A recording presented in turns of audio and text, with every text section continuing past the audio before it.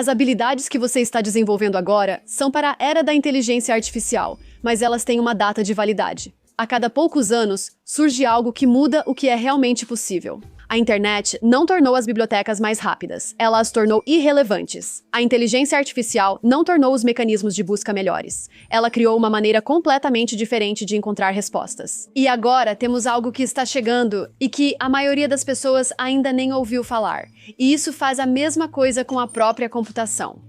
Em dezembro de 2024, o Google apresentou um processador quântico que completou um cálculo em minutos. Esse cálculo exato que levaria aos supercomputadores de hoje mais tempo do que a idade do universo. E essa é uma categoria diferente de máquina. E é aqui que a coisa fica um pouco assustadora. Alguns dias atrás, o Google publicou outro artigo. Eles dizem que computadores quânticos poderiam quebrar a criptografia do Bitcoin em 9 minutos, usando 20 vezes menos recursos do que qualquer um pensava. Como alguém que possui criptomoedas e está curioso sobre as implicações da computação quântica na minha vida cotidiana, eu queria fazer perguntas. Então eu estava em Davos em janeiro deste ano e conheci o homem cuja descoberta de 1985 tornou tudo isso possível. Ele acabou de ganhar o Prêmio Nobel por isso. E o presidente Donald Trump acabou de colocá-lo em seu conselho consultivo de ciência, junto com Mark Zuckerberg, Sergey Brin e Jensen Huang. Ele é o único cientista naquela sala. E ele me deu um prazo de 5 a 10 anos. E para entender por que isso é importante para a sua carreira, você precisa entender o que ele realmente descobriu. Vamos conversar com John Martinez. Eu queria conversar com você sobre algo que você descobriu. Então, eu não tenho nenhuma experiência em física quântica, mas do jeito que eu entendi, se você jogar uma tigela contra a parede, ela bate, certo? Mas você descobriu que um elétron pode passar pela parede sem realmente atravessá-la e estar dos dois lados? Sim, então é possível que a bola, você sabe, a parede possa tunelar através da parede e não apenas ricochetear, mas de vez em quando realmente tunelar através dela. E do jeito que eu gosto de dizer é que, você sabe, as pessoas estão acostumadas a pensar que a mecânica quântica é a física de átomos e moléculas e partículas microscópicas. Aqui nós fizemos um circuito elétrico mais ou menos desse tamanho. E as correntes e tensões nesse grande circuito elétrico macroscópico estão realmente obedecendo à mecânica quântica e mostrando esse fenômeno de tunelamento. Esse foi o momento em que a física quântica deixou de ser apenas teoria. Ele provou que funciona em máquinas. E foi isso que deu início a tudo.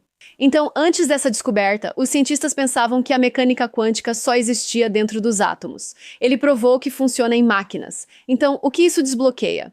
O que realmente aconteceu com essa ideia, e francamente é a razão para o Prêmio Nobel, é que nós pegamos essa descoberta e então as pessoas construíram sobre ela e continuaram construindo. E então surgiu a ideia de construir qubits e construir um computador quântico, o que naturalmente se encaixa, a física se encaixa naturalmente nisso. Então é realmente meio que o da criação de um campo de descoberta e inovação e tecnologia no qual esses experimentos se desenvolveram e por que isso é importante hoje. Sim, quando você diz computador quântico, muitas pessoas pensam em ficção científica. Para pessoas que não sabem como isso afeta suas vidas diárias e pode afetar suas vidas diárias, você pode dar 2 ou 3 exemplos de onde os computadores quânticos realmente fazem a diferença? A ideia que eu gosto de falar é para fazer o design de materiais ou moléculas ou química. E as pessoas estão muito familiarizadas agora com como você usa computadores para projetar sua cozinha, fazer uma peça mecânica, projetar circuito eletrônico, você sabe todas as outras coisas. Então você pode construí-lo virtualmente.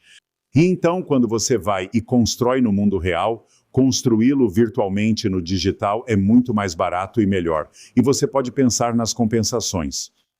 Bem, um computador quântico permitiria que você fizesse isso com moléculas e, você sabe, certas moléculas atômicas. É como a descoberta de medicamentos? Eu sinto que se nós estamos... Sim, é o mesmo tipo de coisa com a descoberta de medicamentos. Então, se você pode simular moléculas muito bem, então você pode talvez até mesmo obter alguma compreensão. Quero dizer, o que me disseram é que, por exemplo, a descoberta de medicamentos é muito caro fazer isso. E se você pode melhorar, digamos apenas, sua compreensão sobre como o medicamento funciona em 1% ou alguns por cento, isso é realmente valioso e pode valer muito dinheiro. Então não é como se tivéssemos que mudar totalmente as coisas, mas eu acho que apenas melhorias e compreensões melhores podem ser bastante valiosas para empresas. Mas se avançarmos 10 anos, como você acha que nossa vida vai parecer se a computação quântica estiver em todos os lugares e acessível a todos? Como vai mudar? Então, há meio que duas coisas envolvidas nisso, né? Primeiramente, temos que construir hardware melhor. E então temos que, você sabe, pensar em algoritmos, ser mais inteligente com os algoritmos e coisas do tipo. E há meio que uma lacuna agora. E talvez algumas pessoas pensem que não há muita lacuna, e outras pessoas pensem que há uma grande lacuna, mas precisamos fechar a lacuna. E isso é construir hardware melhor, que é o que estou fazendo na minha empresa. Estamos tentando fazer isso assim como muitas outras pessoas, e então as pessoas têm que ser mais espertas. E o que é interessante é que, ao construir hardware melhor, você pode testar os algoritmos melhor. E então você pode talvez descobrir exatamente o que é, você sabe, o que você precisa para fazê-lo funcionar direito. Então é um momento muito interessante em que, você sabe, todo mundo está realmente tentando juntar essas coisas e fazê-las funcionar adequadamente. Sim, parece que é um mercado de crescimento realmente rápido. De acordo com o relatório do Quantum Insider, ele vai gerar US$ 1 trilhão em valor econômico nos próximos 10 anos. O quê? Esse é um cenário otimista de que encontraremos coisas úteis para fazer. É bem possível que isso aconteça. E certamente eu gosto desse tipo de previsão porque quando tentamos. Mas nossa ideia é que o que estamos realmente tentando fazer em nossa empresa é fazer um computador quântico de propósito geral, com correção de erros. E não apenas centenas de qubits físicos, que é o que as pessoas têm agora, mas você pode precisar de 1 milhão de qubits físicos operando. Da maneira como os erros diminuem e funcionam adequadamente, é onde eu acho que o valor real será desbloqueado. E você sabe, o valor de longo prazo. Certamente lá você sabe, se as pessoas fizerem isso nos próximos poucos anos, você obterá bom valor. Mas todos esse tipo de número de que você está falando, você sabe, nossa tese é que você quer construir este grande computador e fazê-lo muito bem. Então ele está apostando no hardware do jeito que Jensen Huang apostou nas GPUs antes de qualquer um saber para que serviam. Agora, essa é a pergunta que tem estado na minha mente desde que ouvi falar sobre computação quântica. Sim, o que você acha para todos os empreendedores que estão assistindo e querem começar a construir algo nesse campo? Quais são os mercados mais emocionantes quando se trata de computação quântica? É construir hardware ou é como aplicar os algoritmos? Bem, há muito esforço em algoritmos, porque construir software e algoritmos é um custo relativamente baixo. Você não precisa comprar um. Então, nossa empresa está fazendo exatamente a coisa errada, que é investir em construir hardware muito bem. Agora, a coisa boa é que, uma vez que você faz isso, você pode ser, e se for bem-sucedido, você pode ser uma empresa extremamente bem-sucedida. E eu gosto de pensar na NVIDIA, embora eles estejam em parceria com a TSMC, mas seu conhecimento em projetar os computadores e montar os sistemas os tornou uma empresa extremamente valiosa. E nossa visão sobre hardware é que, você sabe, é possível para nós fazermos isso com essas ferramentas. Então estamos adotando a abordagem difícil e focando no hardware. E então nossa tese particular é que, se você olhar para os qubits supercondutores agora e onde eles estão, quero dizer, eu ajudei a inventar todas as coisas para chegar lá. E eu acho que é ótimo, você sabe, mas ainda é meio que um pouco, eu diria, acadêmico ou, você sabe, talvez até fabricação artesanal. E então estamos tentando usar ferramentas de semicondutores muito mais estabelecidas e processo de fabricação e coisas do tipo para escalar e tornar os qubits melhores. Sim. E quando se trata de mercados, quais você acha que são os mercados que vão ser mais transformados? Nós falamos sobre saúde, finanças, algum outro? É tudo isso. E você ouve as pessoas trabalhando nisso, mas eu gosto que temos ideias muito definidas sobre como construí-lo. Então, eu posso explicar isso para talvez alguns dos tipos do Vale do Silício. Eu realmente amo o livro de Peter Thiel, De 0 a 1. Ok. E isso meio que, de certa forma, explicou minha carreira. Então eu sou muito um otimista definido. Eu quero saber o que construir. Eu quero saber o que construir e torná-lo útil. E foi sobre isso que aquele artigo tratava. Agora, há muitas pessoas neste campo que são otimistas indefinidas. Na verdade, a maioria das pessoas nos Estados Unidos e elas têm todas as ideias sobre as quais você está falando, e eu acho que isso é ótimo. Fico feliz que as pessoas estejam impulsionando isso. Minha maneira particular, minha mente funciona, e o que sempre foi bem sucedido é focar realmente em algo definido que você tem que fazer. No entanto, estou muito ciente de que você está em uma empresa startup, você provavelmente terá que mudar de direção e pensar em coisas diferentes. E ficaríamos felizes em fazer isso uma vez que essas ideias se concretizem. Mas a única coisa que sei com certeza é que temos que fazer qubits melhores e temos que torná-lo escalável. Nós precisamos do hardware. Sim, nós precisamos do hardware. Ok, então é isso que estamos fazendo, não importa o que aconteça. Então, essa pergunta tem me incomodado por um tempo. Eu acho que você é a pessoa certa para perguntar. A computação quântica vai quebrar as criptomoedas? Então, o CEO da minha empresa é um especialista nisso e eu espero representar isso bem o suficiente. Minha compreensão é que, se você tem algumas das criptomoedas mais antigas, elas foram codificadas de uma maneira que poderia ser quebrada. Mas algumas das versões mais novas têm uma criptografia um pouco mais robusta. É o Bitcoin, o mais antigo. Eu acho que é o Bitcoin, pelo que me lembro.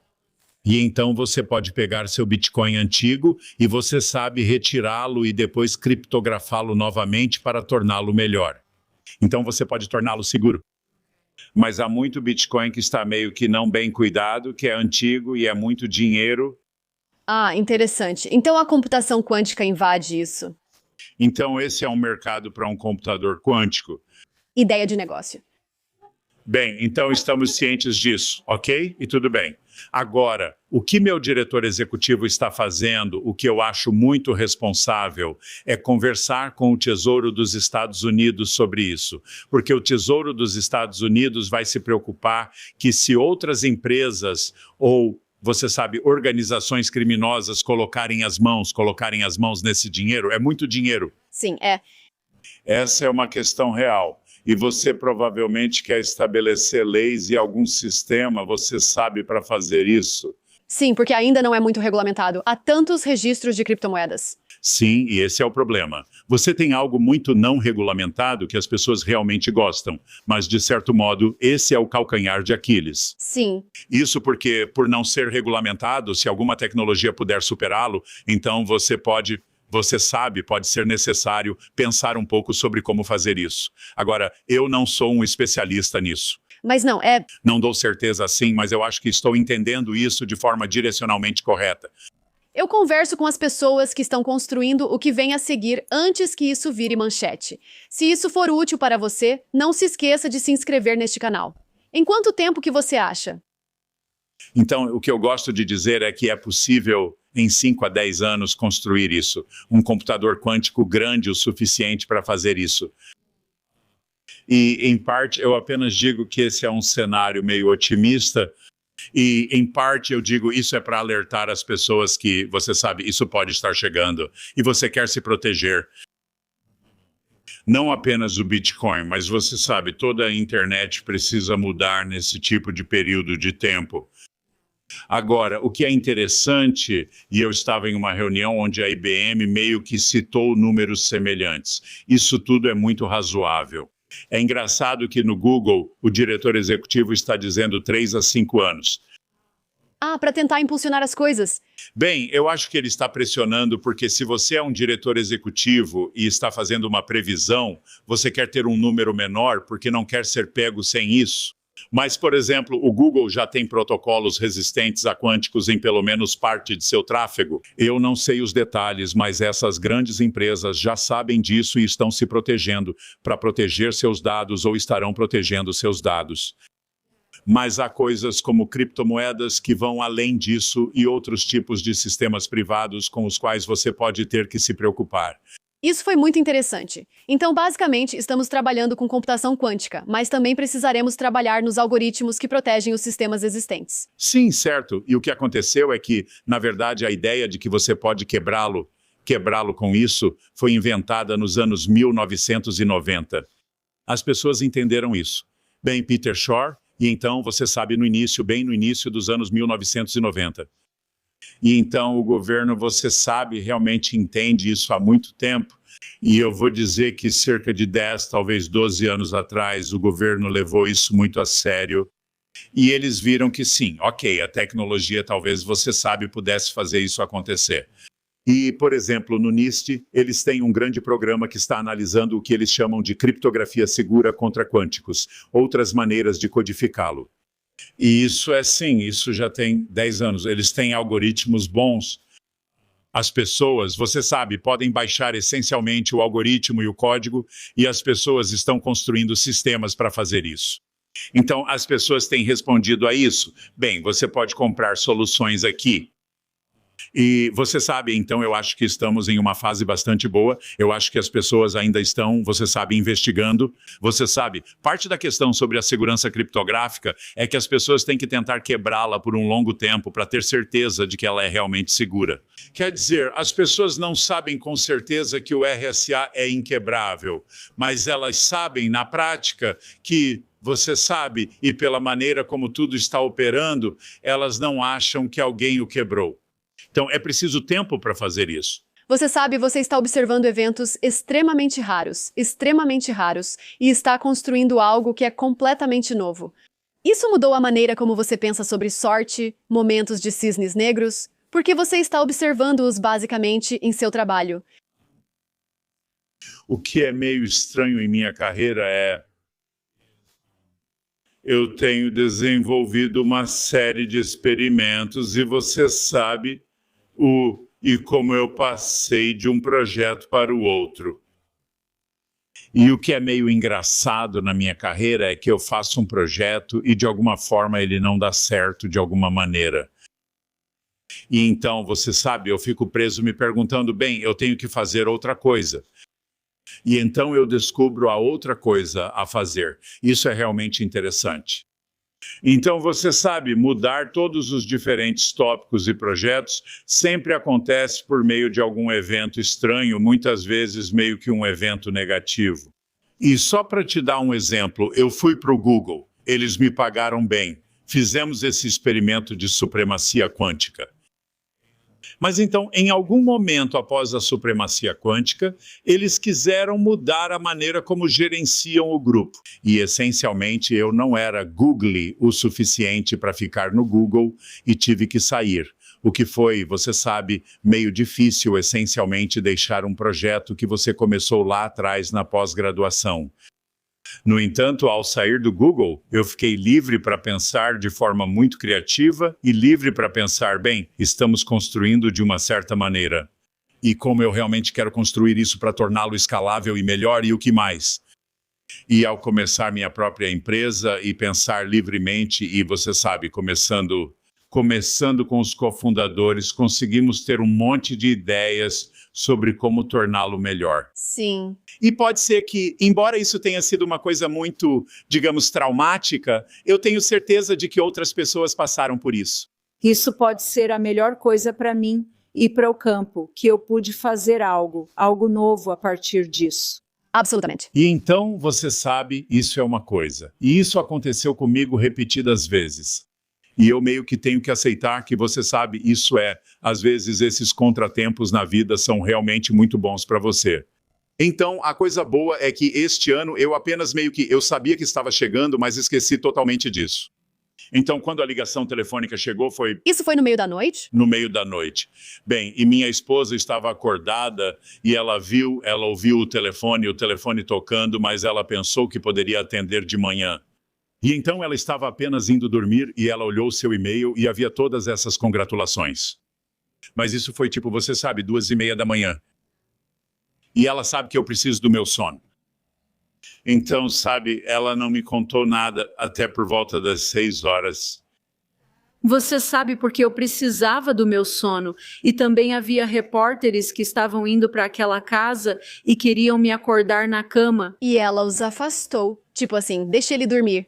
De jeito nenhum vamos fazer isso. Uau. Mas eu me lembro dela, tipo, você sabe, sentada na cama e você sabe me acordando gentilmente e dizendo, ei, há alguns repórteres. E você sabe, eu lembro, é outubro.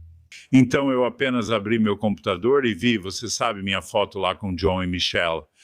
Então isso foi muito tipo, é só que você não consegue acreditar que está acontecendo. Parece um conto de fadas. É um conto de fadas. E o que eu diria é que eu acho que a parte mais interessante é que você consegue ir a coisas como essa e, você sabe, ter essas experiências muito incríveis. Aqui está o que eu realmente levei comigo. JP Morgan e Google não estão esperando a computação quântica estar pronta. Eles já estão implementando-a. A corrida está acontecendo, quer sua indústria saiba disso ou não. A criptografia, que protege tudo o que você faz online, seu banco, os dados da sua empresa, suas mensagens, foi construída antes dos computadores quânticos existirem. O cronograma de John, 5 a 10 anos. Então esse não é um problema distante. Se você trabalha em tecnologia, finanças ou cibersegurança, esta é a conversa que eu acho que deveríamos estar tendo agora. Na minha newsletter desta semana, eu mapeei quais indústrias estão mais expostas agora e o que as pessoas nessas áreas estão realmente fazendo a respeito. E como você pode começar a ajustar sua carreira para o que está por vir. Minha newsletter se chama Future Proof. O link está na descrição. A computação quântica está a 5 a 10 anos de distância. A inteligência artificial é agora. Eu conversei com um professor de Stanford sobre exatamente o que fazer nos próximos 30 dias. Esse vídeo está bem aqui na tela, é muito prático. Vai deixar você animado sobre inteligência artificial e animado sobre introduzi-la em seus fluxos de trabalho. Vejo você naquele episódio e obrigado por assistir até o final. Só